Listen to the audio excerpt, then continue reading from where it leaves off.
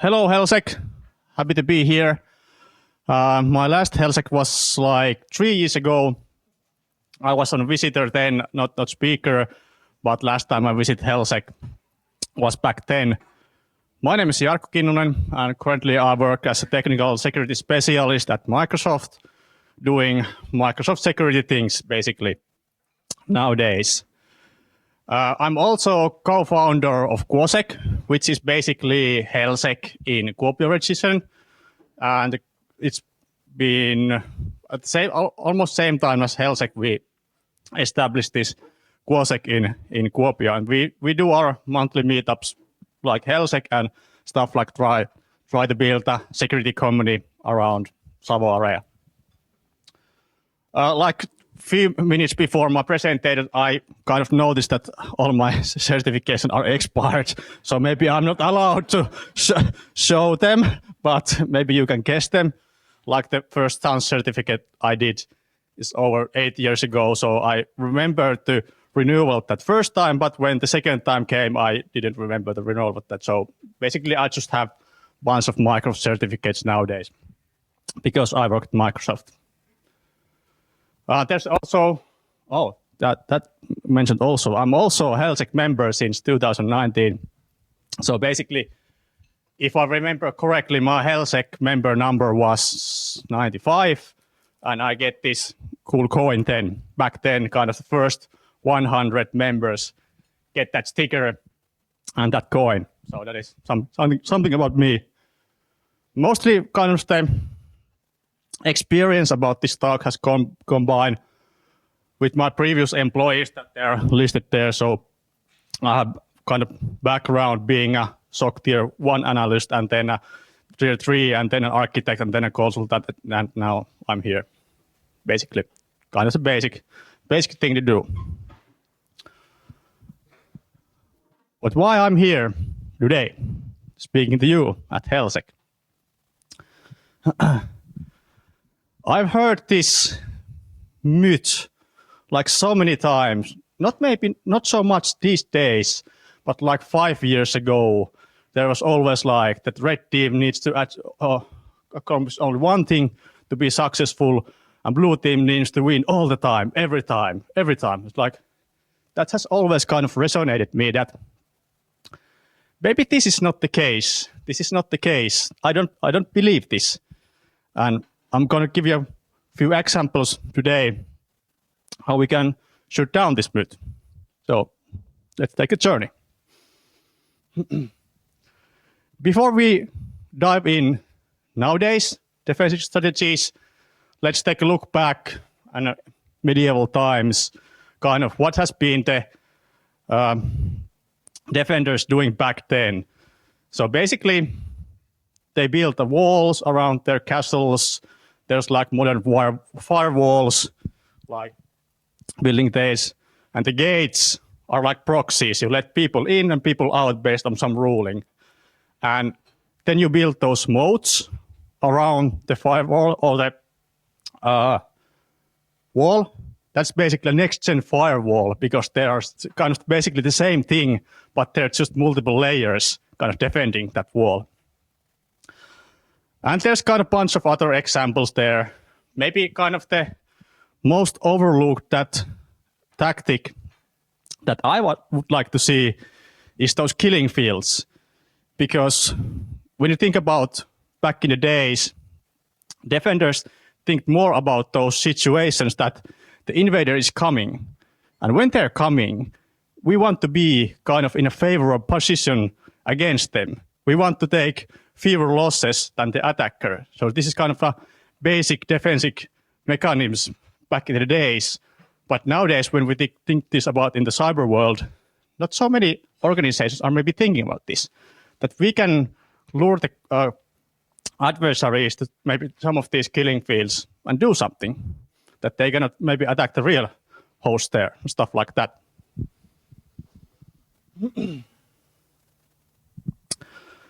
And there's the harsh reality when we think about this. How do we defend our organization? And typically, the first question is always customers, Jarkko, please tell me how we defend our organization. And my answer is usually the same or always the same. And the scenario goes pretty much like this. And pretty much the reaction is always the same. It's like, you have to know your environment to be able to defend it. It's like, no, I don't want to hear that as a customer. It's like, but it's basically the truth. If you don't know what you're protecting, it's pretty damn hard to protect it anyways, kind of fixing the basics before going to the kind of harder parts there. So that is kind of typically the starting point, what the defenders need to do in order to be successful defending their organization. Okay, we know the harsh truth. What do we do next? That we need to do something. Then we do this. Sorry about the picture, but this is the best architecture slide that I have access to. So sorry about all those Microsoft logos. This may be the slide that has the most Microsoft logos in one slide, but you can ignore them completely. Just kind of illustration about corporation environment, how it's look like. There's the mobile phones, there's some OT maybe, there's a cloud, there's a SaaS, there's identities, and there's that evil data somewhere that someone needs to protect that data. Maybe those Azure storage accounts or on-premise file shares, stuff like that. Okay. Seems like an easy task to me.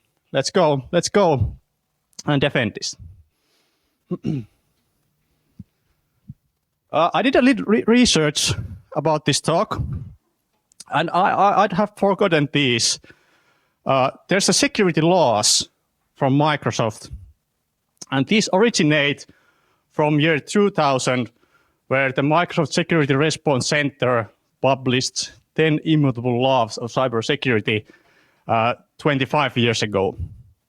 And these security laws are basically the newer version of those laws, so they kind of get updated. And I only took the first one to my presentation, which kind of describes the defender's dilemma quite well. So the number one security rule is that you need to ruin the attacker's return of investment against your company. So basically, you all maybe know kind of the scenario when the lion is chasing pack of alpacas in the field, and they're saying that you don't have to be the fastest alpaca running onto that field. Just make sure you're not the last one. So basically, then you won't get eaten by these adversaries. So doing basic things can, in fact, get you quite far if you're thinking about it. You have to be the best, just not the worst, kind of.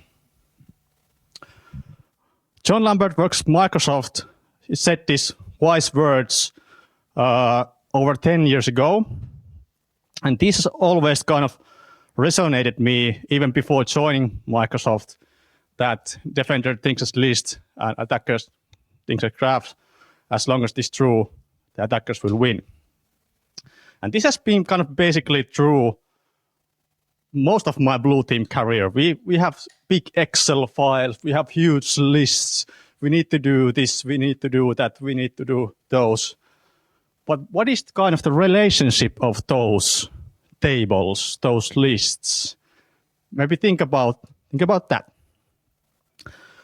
And if we go way deeper or way more back, there's also one great guy in our history called Dr. Edmund Lockhart, which basically invented the Logan's principle, exchange principle. So basically what it means that if attacker, or in the cyber world, if we take this in a context, if the adversary is doing something inside your organization, it's kind of forced to leave some crumbles behind it. Because if the adversary is not leaving those traces behind, the adversary is not doing anything. It's maybe just observing and doing something in passive. But usually, if the adversary wants to achieve something, they have to do something. And those are kind of the pivoting points as a blue team that you need to detect those deviations there, what the adversary is doing, and we focus on those. So basically, logs could be a practical example there. David Bianco's Pyramid of Pain, this is published in 2013. This is a good kind of example how we can illustrate that return of investment of the attacker, how we can ruin the attacker's return of investment. So basically, the below things are kind of trivial to change, IP addresses, stuff like that. They can just change those. But if you think about those upper ones there, the TTPs, techniques and procedures, those are kind of nasty things to change for an adversary. If I like to send phishing emails to my victims, then I usually do that. It's not like I'm changing my attacking tactic in every day. I do the same thing over and over again because most time they use the techniques that are successful.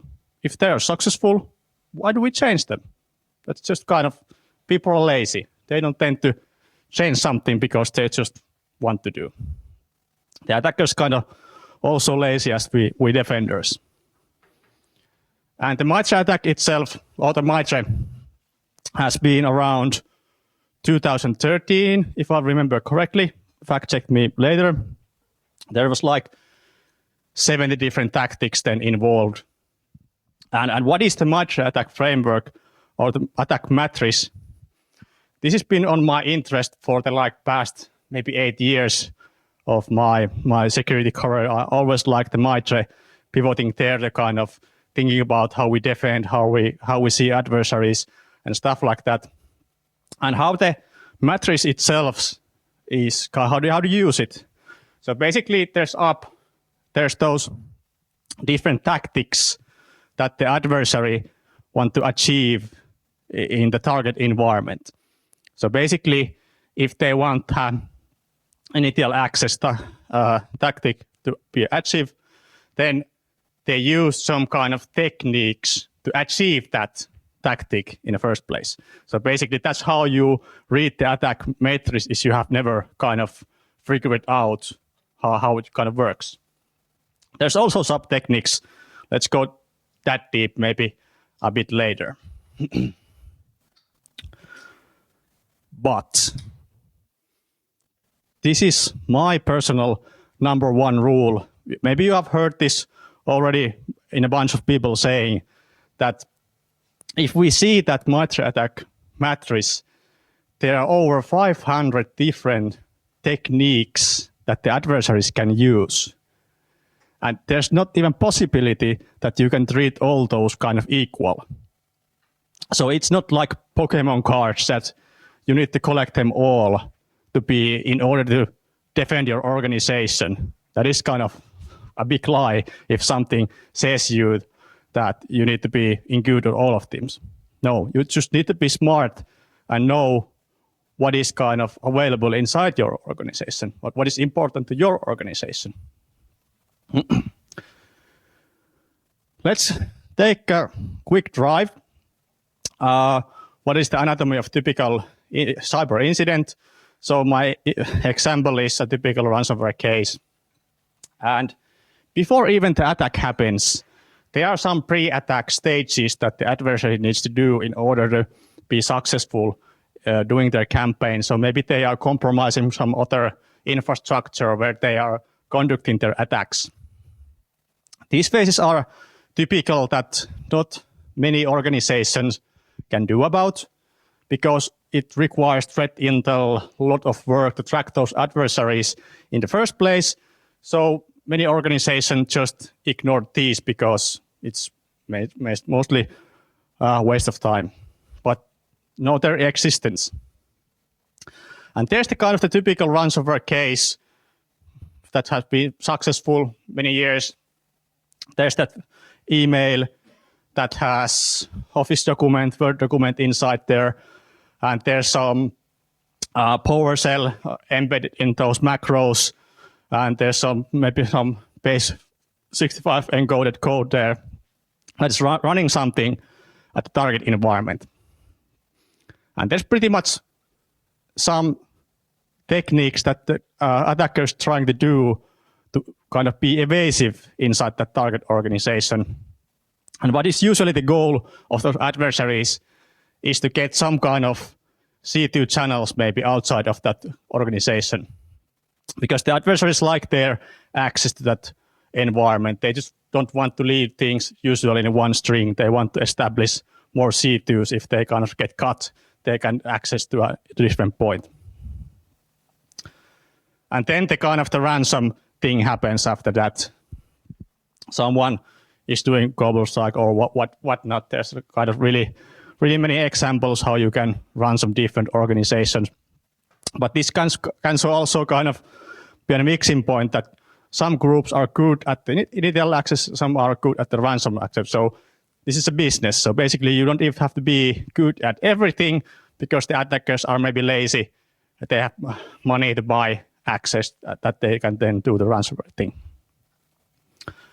And when we kind of thinking about that, my talk today, that the blue team needs to succeed every time. And then I see these circles here and start thinking that, is that really true? That we need to find all of these things in order for us to be successful? I'd say no. But let's continue. That there's another case example, this an old one, but Fin13 attacking an Latin American bank. And we can take this kind of intel, what these threat actors have been done in order to be successful. And if we want to use the MITRE attack for it, then we take kind of all the techniques, what the adversary has been using there, and then we can see like, oh, we need to detect only those in order to kind of look at this particular threat actor that is targeting those financial kind of organizations because they are financially motivated threat actor group, so they pretty much want money. They want to steal money. And how do we kind of know, can we find these inside our organization? Let's take a little trip for a kind of unicorn land where we have said yes to my first question, like, do you know your organization? Like, yes, I know. And then I have this matrix done by my kind of detection capabilities there. So basically, red means that there's light kind of coverage and green is like good coverage there, basically, if you're just taking count of those rules that you have in place. Then we do a little gap analysis, kind of see that we have successfully found service execution, malicious file, stuff like that, but not a single rule about cellular-attached jobs. Maybe we should do something about those cellular-attached jobs in the future.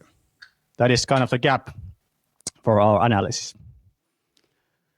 And then we do that, say that example was just one tactic, but now we are kind of modeled all the tactics in the next phase.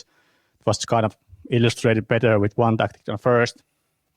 But then we can see kind of, we have two different techniques that we wouldn't able to kind of see inside the organization. And it's also kind of good to remind one rule about using the MITRE is that example cellular-attached jobs, it can reside in multiple tactics. So basically 3 different tactic categories. So basically if you're not finding cellular-attached job, then you're not finding in these kind of tactical areas.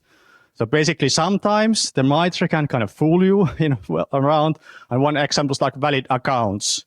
There can be a multiple tactics where the valid accounts are kind of true. Okay. Yes, this example was in fact in my master's thesis, what I did in 2001 for my previous employee. So that was kind of practical example from the master's thesis itself. I'm not going to say another word about my thesis here because it's quite long. So go read it if that was kind of interesting, how this thing kind of work in a more deeper level. But then we see lots of kind of red and green and stuff like that. But is more the better? Like if I say that I have 10 detection rules against this technique, is it automatically better than one? I'd say no, because they're not equal. The techniques are not quite equal in a sense. March has published a good methodology to kind of tackle this problem. Hope someone sees this in the first time. This is Summiting the Pyramid. It's published in 2003, and it's got quite good update this December. So like 3 months ago. So its focus is like, how do we find how robust our threat detection capabilities are in the first place? So that is what it's meant to be used. And how do we use it? Because personally in a blue team, I like to measure things because then I kind of track the change of something. If you're measuring something, it's really hard to keep up with what is good, what is bad, do we have progress and stuff like that. And this is kind of the basics around the David Bianco's pyramid of pain that I kind of said earlier already. But how do we measure these things? At the bottom one, we have these 4 different categories here. They are the ephemeral kind of STP1 is the lowest score. So these are kind of the short-lived value. If you're doing threat detection rule based on IP address, I'd say you are not doing a great job because it can be a successful once, but next week it's quite useless, to be honest. But you might get lucky sometime, but not usually. So basically, it's not a good place to be. Then we move into STP, STP3. So STP, so summiting the pyramid is kind of the acronym there. STPT is like when the adversary bought their own tooling for the target environment. So basically, if the adversary usually uses Cobalt Strike, then the category of scoring the detection rule, if you want to find Cobalt Strike inside your environment, then the STP score is 2. But if the adversary is kind of living off the land and using some pre-existing tools there, PowerShell, direct command line, to maybe scan the network, then we get the STP 5 or 3 level there. And then is the king is the castle, STP 5. That is kind of the fundamental that if you define this threat detection rule, then you would find all the behavior of that detection. So basically, I'm telling you a kind of unicorn story that you do one threat detection rule, and then you can kind of model all the behavior of that technique inside Mitre. Is that possible? Let's see. I'll give an example how this works. We missed the cellular task jobs before, so let's build capabilities to detect those cellular task jobs in the first place. So it's in fact we do an sub-technique kind of analysis because it's 005 inside the Mitre technique. So in fact, we only look at cellular tasks at Windows operating system. If we would like to do Linux, then we would choose the cron and stuff like that. So basically, that is kind of the function of sub-technique inside the attack matrix itself. There's a kind of few ways that you can settle those tasks using PowerShell directly GUI, VMI, stuff like that. Those are just kind of few examples, not kind of the all things that you can sell those.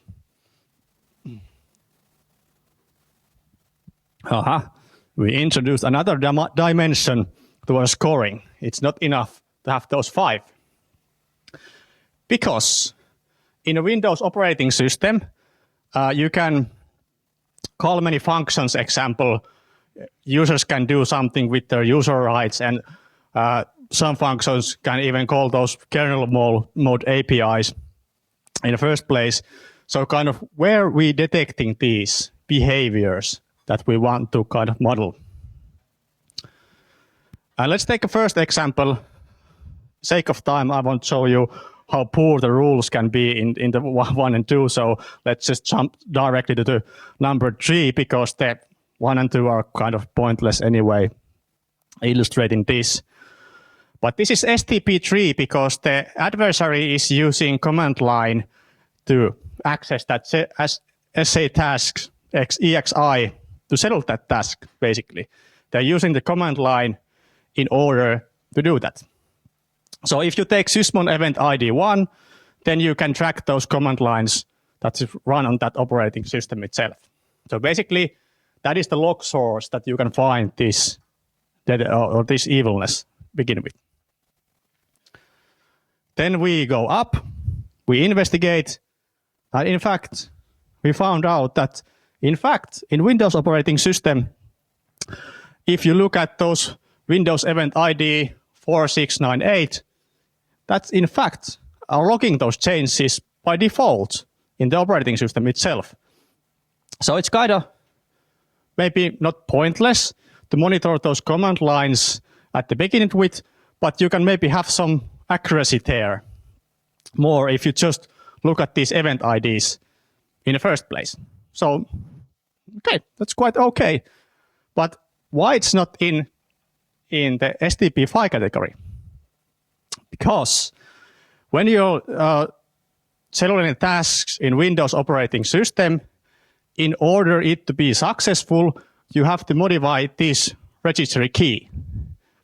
So basically, if you're just putting this registry key, then the event ID never gets logged. So basically, if your all detection rules are dependent on that event ID, and someone just changed the registry key, then they can achieve the technique, but it's never get logged to the operating system itself. So kind of the adversary can evade some techniques in this example, basically. But for my knowledge, if you're monitoring that registry key change, it's pretty damn hard to adversary to do some changes, and you cannot see it, basically. So basically, then this would get an STP5K score. So the 5 is kind of the best, and K is maybe the kind of lowest point where you can get those detection, because we can take those logs at the kernel level of the Windows operating system itself. What is nice about this STP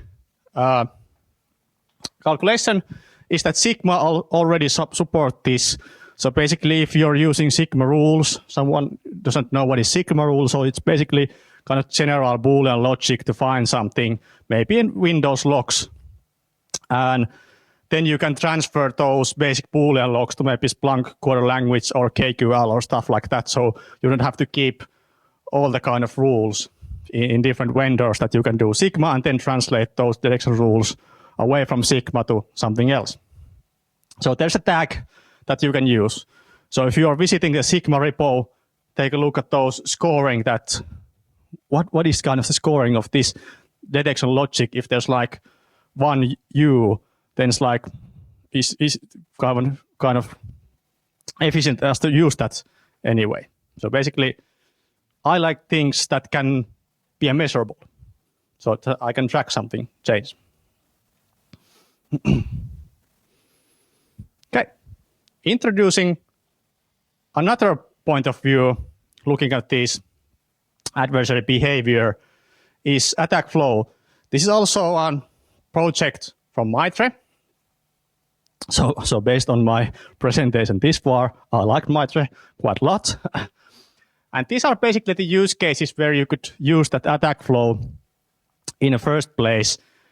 I've borrowed them directly from the GitHub repo itself, but I added one thing for all of you at the beginning or in the end, kind of education. I would use attack flow to educate myself. What is kind of the anatomy of those attack? What is kind of the relationship of things? Because usually when you get initial access, you don't get to encrypt all the data. Like when you get initial access, so don't jump to that or the impact phase right away. You have to do something in order to get there. And what is kind of tricky about the Mitre attack framework itself, because always we say that it's from left to right, but in a typical attack, you can go left to right, then maybe if you want to compromise some other host, then you have to go back to left and then again to the right. So basically, it can be a kind of zigzag in some way if you're looking or analyzing that attack in the first place. And what I did, I failed miserably to illustrate this tool because it's quite big in a sense. But this is the Fin 13 attack against that Latin bank that we can see here. To be completely honest, it's not even the whole attack flow. So basically, if I'm saying to myself this point that as a blue team, I need to be successful every of these things in order to be successful, then I'm lying to myself, basically. Let's see how it goes. There can be a kind of multiple Boolean logics that there need to be multiple, maybe similar things that the adversary needs to do before they can, this is the gain control to some say big server example. They need to do all of these things in order to get access to that one server. So basically there are lots of things that you can try to find inside the environment. Let's see, there's just one example. What is quite nice about this attack flow that all these objects are sticks objects. So basically you can use sticks here to kind of define these flows and naming those assets and IP addresses and as well as stuff like that. So basically that is one good thing there. Let's see how I will maybe, it's really hard to me to show this because I have to hold this microphone, but I can show you a live demo from my PC after this presentation if you want to take a look at more about that attack flow. But basically, the Fin 13 attack against this company was, the initial access was there that they compromised an Oracle web server in the DMZ. And it's happened in 2001. And the vulnerability that they used was introduced in 2019. So basically, not even to get this whole flow started, if you have patched as Oracle in a 2-year period, then maybe they couldn't get compromised. So that is kind of one practical example that you need to do one thing good in order to be kind of safe from these kind of attacks. Okay, this is again from Mitre, Threat Info Defense. I've trying to kind of figure out many years what doesn't even mean threat info defense in the first place. And now I think I got it. Kind of what is the basics behind of this logic is that when you're thinking about your own environment, it's like a chessboard, your organization, because there's some rules that has to be kind of obeyed in order to be in your environment. So basically, the adversary cannot do whatever they want to in what phases they want to. So basically, they must obey some rules. Tooling you have in place, kind of protocols that you use, communicating inside your organization, they have to kind of obey those laws because they cannot go anywhere if they don't kind of obey those rules. And what it means kind of the threat informed defense, like you're playing chess with the adversary. So kind of if you know what the adversary typically do, then you can do some counter moves, basically. So that is kind of the chess part of it there. So if you know your opponent, you can do pretty good kind of thinking what will we do next. So knowing your opponent is quite important. I'd say it's hard in most organizations, but it's not impossible. Because if we take a look at like 10 different attack flows, you can get kind of good look of there's pretty kind of similarities in each of those attack flows, that they're not kind of completely different types of attacks. There are some kind of, typically the adversary needs to move laterally inside the company if they want to compromise some other hosts inside your organization. So without that lateral movement, it's kind of really hard to get more impact to that target organization. Think about those graphs. I just happened to read the digital defense report from last year from Microsoft. You can go read there, aksm.mddr. Some data about attack paths that we have done. There's some statistics there, though, big chunk of organization. And we have to kind of model those attack paths inside those organizations. So there's like 61% of those organizations have attack paths that leads to a sensitive account. So basically, relationship of different entities can get you kind of compromised. And if you think about only those lists, then you don't know about those relationships. So, but when we think about list and a kind of graphical way, it's more easier us to kind of know what is the relationship of this identity to this host, to this storage, and stuff like that. And then wrapping up my presentation for 5 key takeaways, I asked the AI to kind of give me a picture of 5 key takeaways, and this is kind of the picture. I quite liked it.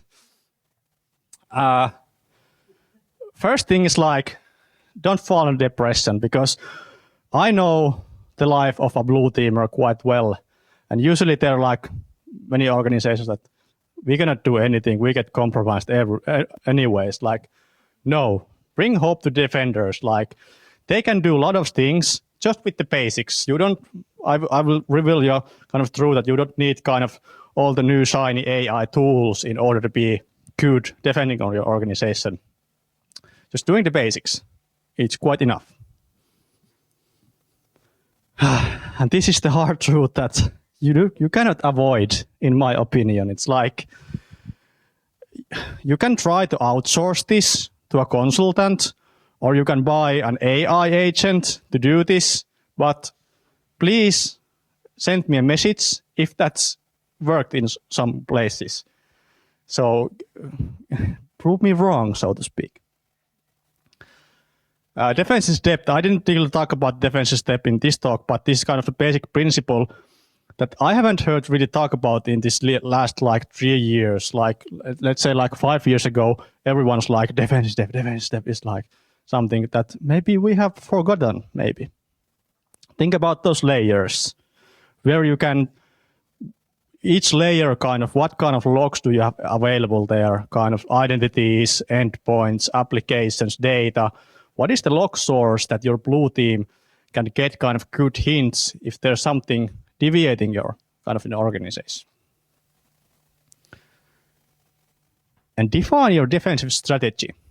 This is kind of really important, and I think many organizations kind of lacking of this. Like, they're just saying that we buy some tools and then we buy SOC, and that is our defensive strategy. It's like you're pretty much outsourcing your problems to somewhere else.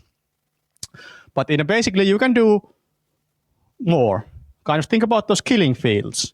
What could be killing field inside your organization? Introduce honeypots in a different network segment, do a decoy identity there or stuff like that. Those are kind of basic things that you can do without shiny tooling in the first place. So think outside of the box, usually. And education, like I introduced the attack flow tool here, so go check that out. Analyze few of those. In the attack flow GitHub repository, there's like 20 different attack flows that somebody has done already, kind of, that you can go analyze those. What are the typical steps that organizations have done? Example, breaching Tesla in a few years back. There's an attack flow that you can go analyze what are the kind of MITRE techniques there that has been successful them to achieve that. Okay, thanks everyone. My name is Jarkko Kinnunen and this was my talk. Blue team needs to be success every time, and what other lies we tell ourselves. Thank you.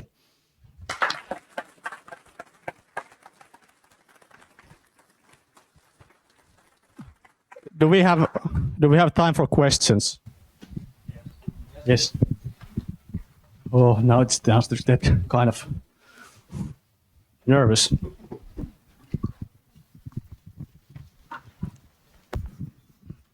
I'm wondering about the threats. So you mentioned, and also the papers you mentioned, they say that we should be informed by the threats. So in a mid-sized organization, what would be the sources of threats and their tactics and techniques and procedures? Are some sources for threat information more important than others?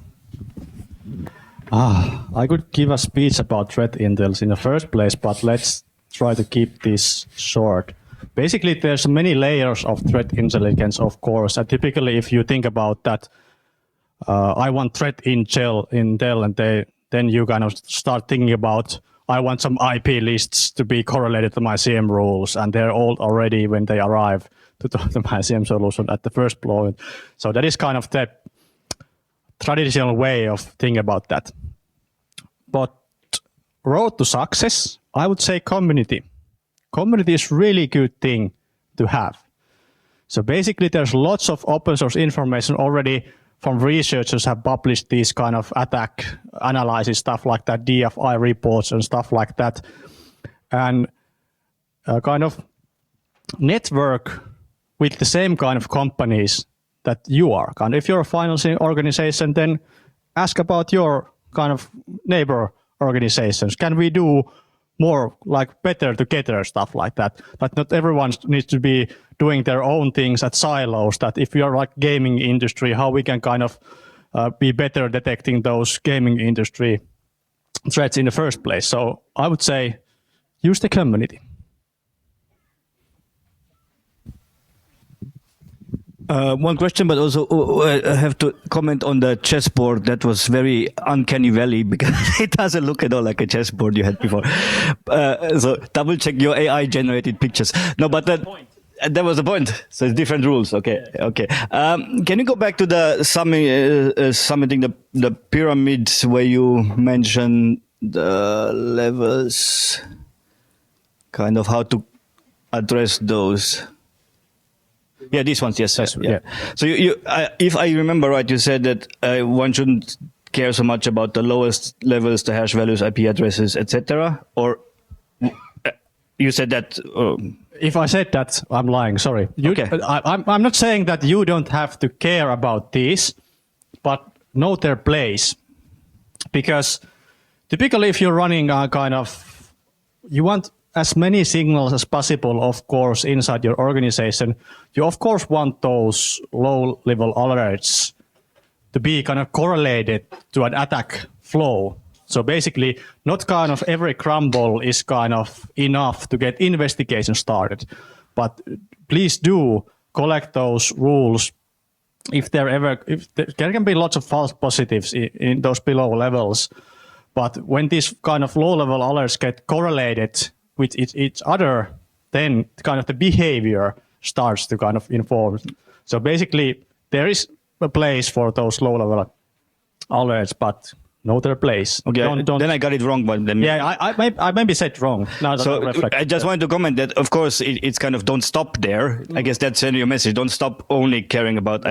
But they're easy to do, like you said. They're very easy, and they buy you time in the beginning. So once you try to do the upper layers, if you can do very fast the lowest two, then they buy you some time. Yeah, example, and maybe something that I didn't highlight at the example of those daily tasks is that you could require different log sources to be able to kind of be a good at detecting something. So in your organization, you maybe don't have those firewall logs or EDR logs, stuff like that. So you have to think about what tooling you have in place and how you can monitor that. So you cannot achieve everything, be the best always, because you don't have the correct kind of log source available inside your solution. Yeah, a question somewhat related to the previous one.